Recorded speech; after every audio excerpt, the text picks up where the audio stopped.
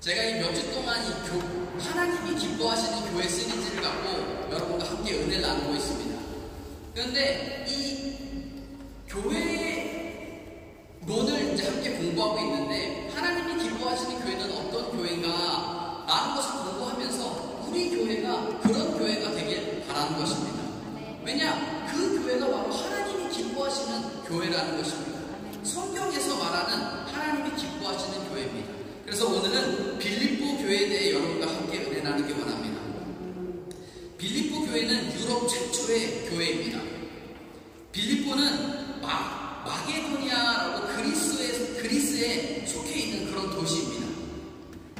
바울이 소아시아 지역, 오늘날의 터키 쪽으로 선교를 가려고 했는데, 바울이 어느 날 환상을 보게 됩니다.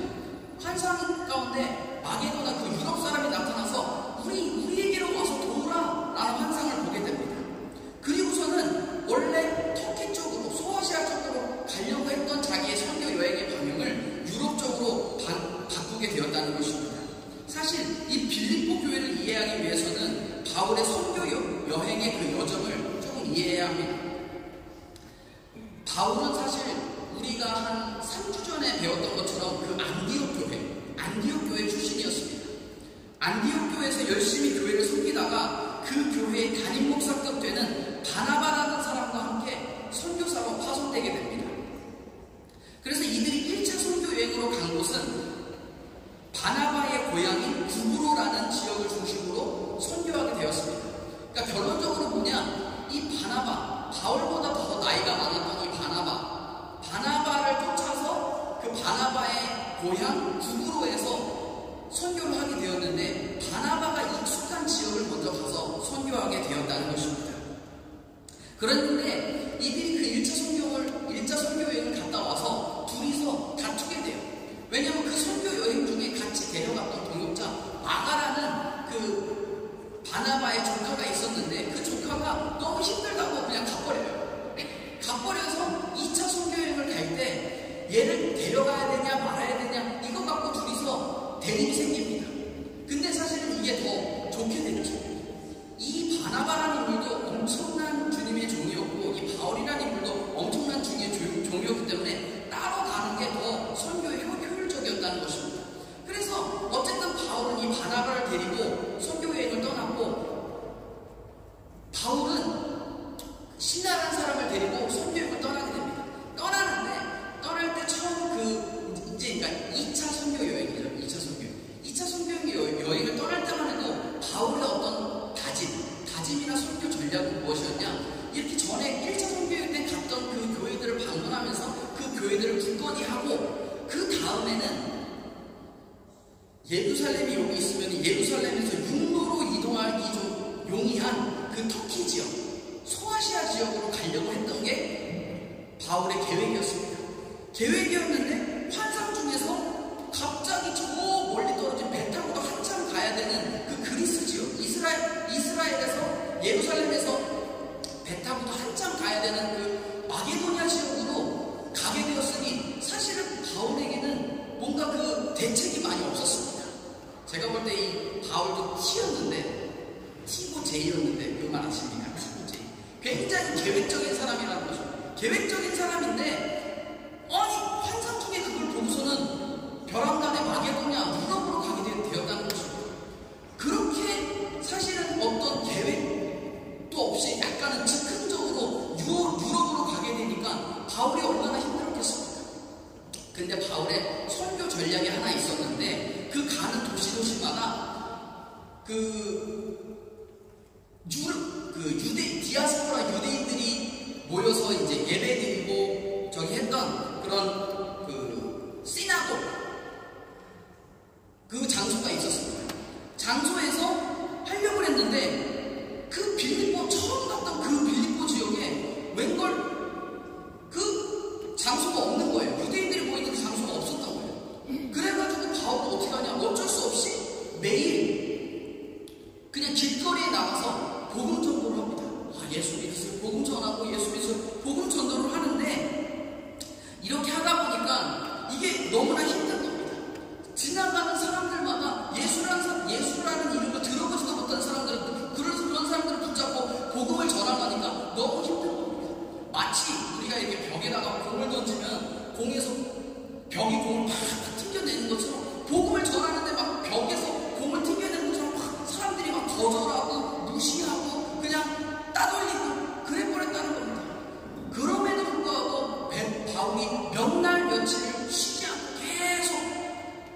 예배하십니다. 근데 사람들의 반응은 냉랭합니다. 그리고 이 빌립보라는 지역에서 뭐가 없었냐? 기도할 곳이 마땅치 않은 거예요. 기도할 곳이. 어디 있는 유대인들이 모여서 이렇게 같이 있는 것은 거기서 기도도 하고 자기 마음도 쏟아놓고 이렇게 했으면 좋겠는데 기도할 곳이 없으니까 더 답답한 거예요. 그래서 그때 당시에는 그 유대인들이 기도할 곳이 없으면 어떻게 했냐? 우리나라 사람들은 기도하려고 하면 어딜 갑니까? 기도 말고 보통 산에 가죠.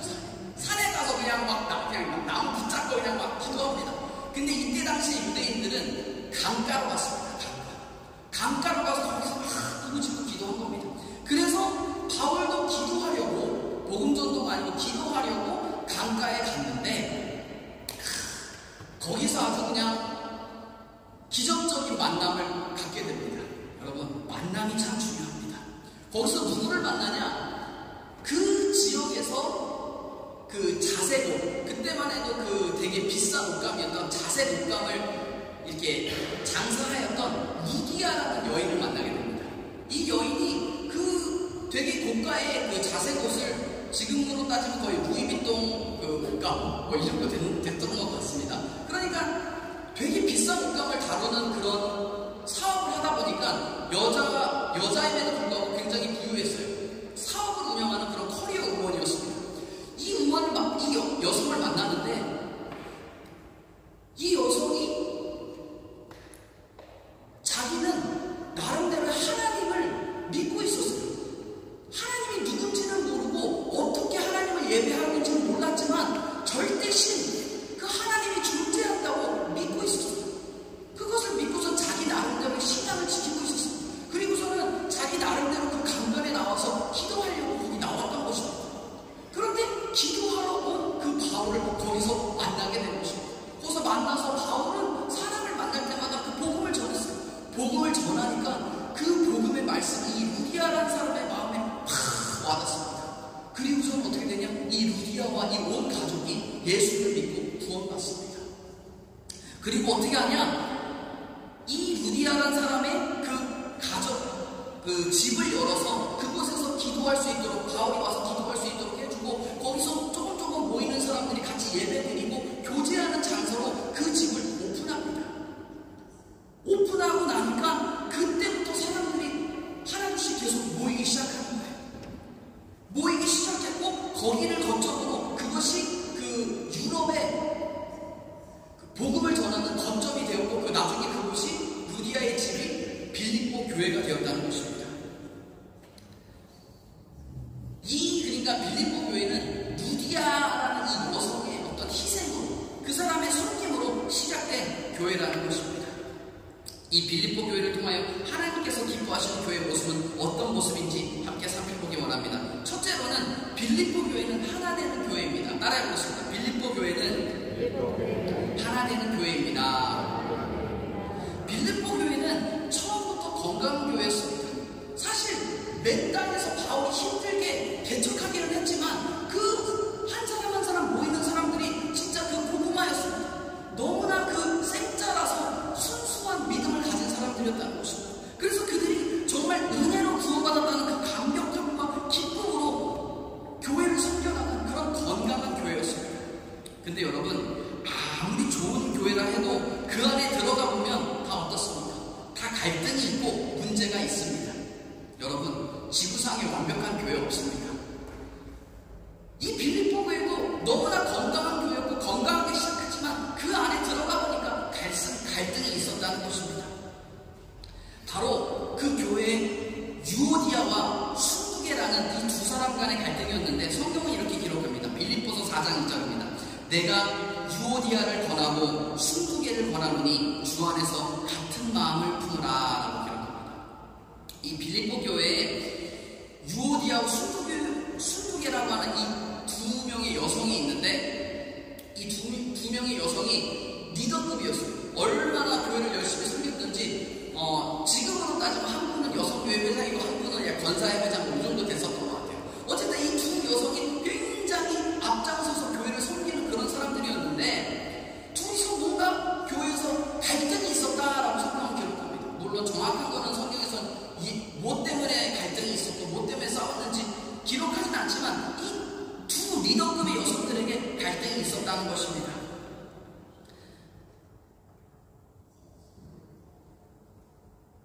이 빌립보서 4장 3절은 또 이렇게 기록합니다. 또 참으로 나와 멍에를 같이 한 내게 구하노니 복음에 나와 함께 힘쓰던 저 여인들을 돕고 또 글레멘드와 그 외에 나의 동역자들을 도우라. 그의 이름들이 생명책에 있느니라. 바울이 빌립보 교회를 향해서 권면하는데 너네 교회가 얘네 이 두 사람들 꼭 도와줘라. 너네 좀 도와줬으면 좋겠다 하고 권면하는 말이 뭐냐면 이들이 내가 복음에 힘쓰는 그 일에 동참하여 동역하여 그렇게 열심으로 나를 도와줬다. 지금도 복음 전하는 일에 그렇게 열심을 내고 하는 이들이 아니냐. 그러니까 빌립보 교회 너네가 이 여인들을 도와줘라 라고 권면하고 있다는 것입니다. 여러분, 이 교회에서 갈등이 생기면 그래도 이 남자분들끼리 갈등이 생기면 그나마 좀 괜찮더라고요. 어떻게 그 남자분들이 잘 풀어져요. 근데 이 여성분들이 둘이서 갈등하는 이게 무섭습니다. 교회에서. 이게 무서워요. 이 여성분들 이게 좀 이 갈등이 뭔가 그 화가 잘 쉽게 풀리지 않더라고요. 그리고 또 어떻게 하냐. 이분들도 집에 가서 또 뭔가 불을 붙입니다. 막 그러다 불을 붙이고 막 교구 모임 가서 불을 붙이니까 교회가 점점 힘든 거예요. 아니 우리 교회 얘기하는 게 아니고 다른 교회 얘기를 하는 거예요. 그런 여인들에게 바울이 주 안에서 같은 마음을 품으라라고 권면하고 있다는 것입니다. 여러분, 교회에서 이 같은 마음을 품고 하나 되는 것이 중요하다는 것입니다. 바울이 하는 말이 뭐냐? 그들의 이름이 생명책에 있느니라 라고 기록하고 있습니다. 두 여인이 갈등이 있어서 싸우고 있지만 싸우지 말고 하나 되라는 것입니다. 그리고 그 하나 되는 것을 그 빌립보 교회가 도와주라는 것입니다. 왜? 그 다른 사람의 이름이 생명책에 기록되어져 있다는 것입니다. 무슨 말이냐? 내가 갈등하고 있지만 그 갈등하는 그 사람을 위해서도 하나님께서 예수님께서 피 흘리고 죽으셨다는 것입니다. 예수님이 그 사람을 위해 피 흘려 죽으시고 그 사람을 구원해 주셨다는 것입니다. 그래서 그 사람 이름이 생명책에 적혀 있다는 것입니다. 다른 말로 무슨 말이냐? 어차피 천국 가서 다 만난다는 것입니다. 그러니까 싸우지 말고 화합해라 라고 이야기하는 것입니다. 그런데 여러분, 우리가 이렇게 교회에서 지내다 보면은 우리가 서로 많이 다르잖아요. 살아온 배경도 다르고 생각도 다르고 기질도 다른데 어떻게 하나가 될 수 있느냐? 그 방법을 바울은 빌립보에서 이야기하고 있습니다. 빌립보서 2장 5절에서 8절까지의 말씀입니다. 너희 안에 이 마음을 품으라. 곧 그리스도 예수의 마음이니 그는 근본 하나님의 본체시나 하나님과 동등됨을 취할 것으로 여기지 아니하시고 오히려 자기를 비워 종의 형체를 가지사 사람들과 같이 되셨고 사람의 모양으로 나타나사 자기를 낮추시고 죽기까지 복종하셨으니 곧 십자가에 죽으심이라 기록합니다. 이 말은 무슨 말이냐? 한 마음 되라는 건데 그게 주님, 예수님의 마음을 품으라는 겁니다. 예수님의 마음이 무엇이냐? 예수님은 하나님의 형체를 가진 예수님은 하나님이었다는 것입니다. 하나님이신 그분이 그 하늘 영과 하늘의 존귀와 그 모든 것을 버리고 우리를 구원해 주시기 위해서 우리의 죄 때문에 우리를 너무나 사랑하셔서 인간의 몸을 입고 더 가서 종의 몸을 입고 이 땅에 오셨다는 것입니다. 종의 몸을 입고 섬김을 받으려 함이 아니고 우리를 섬기시려고 이 땅에 오셨다는 것입니다. 그 겸손을 배우라는 것입니다. 그 겸손의 마음을 품으라는 것입니다. 그 겸손의 마음을 가지고 우리가 예수님을 닮아가는 자들로서 서로 사랑하고 겸손하게 섬기라 라고 이야기하고 있는 것입니다. 그렇게 섬길 때에 우리가 하나 될 수 있다라고 성경은 기록하고 있는 것입니다. 여러분, servant leadership이라고 들어보셨습니까? servant leadership. 예수님께서 보여주신 이 리더십으로 요즘 세상에서도 리더십 강의를 들어보면 자주 등장하는 핫한 내용입니다. 예수님께서 우리에게 본보기로 보여주신 리더십이 바로 이 servant leadership이라는 것입니다. 하나님의 본체이신 예수님께서 그 하늘의 모든 영광과 존귀를 버리고 종의 몸으로 오셔서 우리를 섬겨주셨다는 것. 이것이 바로 servant leadership인 것입니다. 마태복음 20장 26절에서 28절에 이렇게 기록합니다. 너희 중에 누구든지 크고자 하는 자는 너희를 섬기는 자가 되어야 하리라. 너희 중에 누구든지 으뜸이 되고자 하는 자는 너희의 종이 되어야 하리라. 인자가 온 것은 섬김을 받으려 함이 아니라 도리어 섬기려 하고 자기 목숨을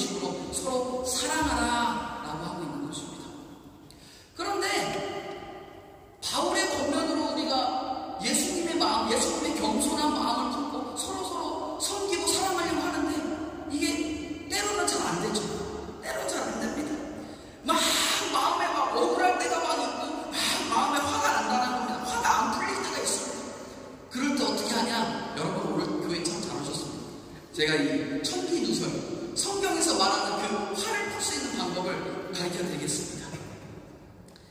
나를 화나게 하는 그 사람을 어떻게 하냐? 하나님께 일러 바치라 라는 것입니다. 여러분, 이게 우스갯소리 같은데 성경에 나와 있는 방법입니다. 다윗이 왕이 됐습니다. 왕이 되기까지 얼마나 심질투가 많았는지 그를 끌어내리라고 어느 나라에서 왕 되면 막 그냥 끌어내리려고 하는 그런 게 있지 않습니까? 다윗도 마찬가지였습니다. 그리고 다윗이 정작 골리앗을 쓰러뜨리고 나서 왕이 되기까지 10년 넘게 시간이 있었는데 얼마나 많은 사람들이 다윗을 해코지했겠습니까? 다윗을 비방하며 다윗을 죽이려 했던 사람들이 사울 말고도 어마어마하게 많이 있었다는 것입니다. 그럴 때마다 다윗은 어떻게 하냐? 그것을 하나님께 일러 바칩니다. 시편 55편 23절 말씀입니다. 하나님이여 주께서 그들로 파멸의 운동에 빠지게 하시리이다. 피를 흘리게 하며 속이는 자들을 그들의 날도 반도 살지 못할 것이나 나는 주를 의지하리이다. 뭐라 그러냐? 그들 그 날에 반도 살지 못하게 해주십시오 라고 막 일러 바치는 겁니다. 그리고 시편 109편 8절에서 11절에 이렇게 기록합니다. 그의 연수를 짧게 하시며 그의 직분을 타인이 빼앗게 하시며 그의 자녀는 고아가 되고 그의 아내는 과부가 되며 그의 자녀들을 유리하며 구걸하고 그들의 황폐한 집을 떠나 빌어먹게 하소서. 고리대금하는 자가 그의 소유를 다 빼앗게 하시고 그가 수고한 것을 낯선 사람이 탈취하게 하시며. 여기 보세요. 다윗 진짜 뭐 대단한 사람이죠? 네, 대단한 사람인데 여기 보세요. 원수들을 향해서 하나님께 일러 바치는 겁니다. 일러 바치는 그 정도가 아니고 그냥 막 저주를 퍼고 그냥 욕을 합니다. 욕을. 어떻게 하냐? 하나님 막 그들이 막 그 파멸의 운동에 빠지게 하시고 그들을 일찍 죽게 해주십시오. 그래서 그들 자녀들이 다 고아가 되고 그 와이프가 과부가 되고 그뿐만 아니고 막 그들이 막 빌어먹고 고리되는 것들을 와서 다 그냥 뺏어가게 해주십시오. 이렇게 기도한다는 것입니다. 다윗이 얼마나 화가 났는지 이렇게 기도하고 있는 겁니다. 하나님께 진짜 이렇게 기도했다는 겁니다. 대단하죠? 근데 얼마나 시원합니까? 다시 한번 읽겠습니다. 시편 109편 8절에서 11절입니다. 그의 연수를 짧게 하시며 그의 직분을 타인이 빼앗게 하시며 그의 자녀는 고아가 되고 그의 아내는 과부가 되며 그의 자녀들이 유리하며 구걸하고 그들의 황폐한 집을 떠나 빌어먹게 하소서. 고리대금하는 자가 그의 소유를 다 빼앗게 하시며 그가 수고한 것을 낯선 사람이 탈취하게 하시며 라고 기록합니다. 그런데 여러분, 다윗의 위대함은 여기에 있습니다. 다윗은 자기가 억울한 일 당하고 자기를 이유 없이 해코지하는 사람들, 너무나 화가 끌어넘치는 상황 속에서 그것을 하나님께 일러바칠지언정 정작 그 사람 앞에서는 한마디도 하지 않는다는 것입니다.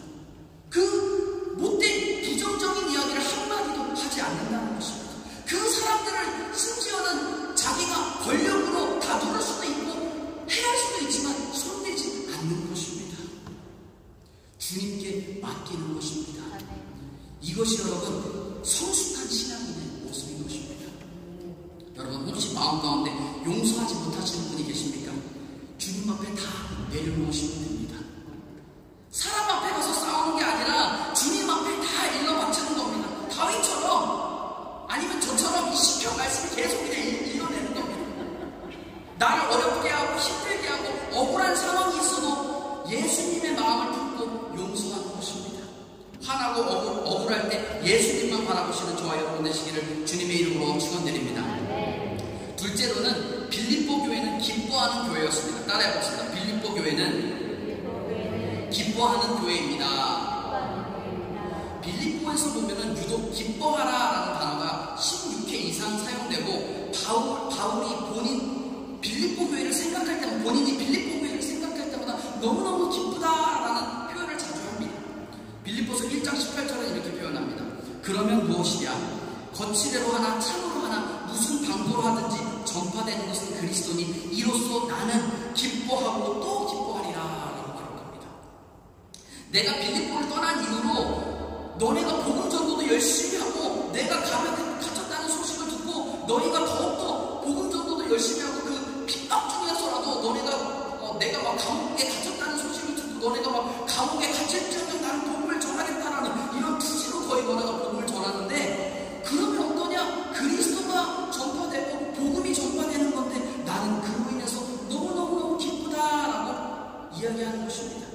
또한 빌립보서 2장 17절 18절에 이렇게 기록합니다. 만일 너희 믿음과 재물과 섬김 위에 내가 나를 전제로 드릴지라도 나는 기뻐하고 너희 무리와 함께 기뻐하리니 이와 같이 너희도 기뻐하고 나와 함께 기뻐하라. 빌립보서 4장 4절입니다. 주 안에서 항상 기뻐하라. 내가 다시 말하노니 기뻐하라. 이렇게 기뻐하라라고 이야기하는 것은 빌립보 교회가 어두운 교회라서 기쁨이 없는 교회라서 이렇게 얘기하고 있는 것이 아닙니다.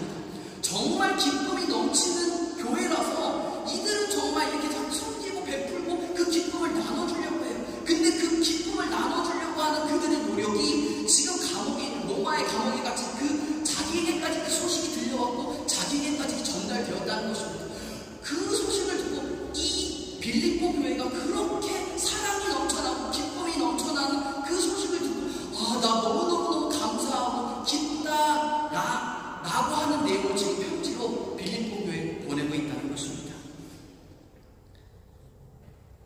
그리고 그 감옥에 있는 바울을 기억해서 이 빌립보 교회가 선교 헌금도 후원해 줍니다. 보내줘서 자기 바울의 쓸 것을 제공해 주었다는 것입니다. 그러니까 바울도 감사해서 그 감사 인사와 더 자신이 기뻐하고 있다는 그 내용을 편지로 전달하고 있는 것입니다. 그리고 빌립보 교회는 바울이 떠난 이후 더욱더 핍박이 많아졌던 교회였습니다. 그런데 이러한 빌립보 교회를 향하여 끊임없이 기뻐하라라고 이야기하고 있는 것입니다. 왜냐하면 기쁨의 근원이 상황에 따른 것이 아니라는 것입니다. 그러면서 강조하는 것이 뭐냐? 주 안에서 기뻐하라라고 하고 있습니다.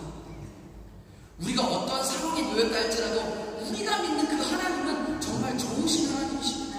좋으신 하나님이시고 실수가 없는 하나님이시기 때문에 우리가 지금 당장 어려움을 겪고 고난을 겪는다 할지라도 그 하나님은 우리 삶 가운데 반드시 좋은 일을 이루어 주시는 분이십니다. 그렇기 때문에 우리가 기뻐할 수 있는 겁니다. 주님으로 인해 그 선하신 하나님, 좋으신 하나님으로 인해 우리가 기뻐할 수 있다는 것입니다.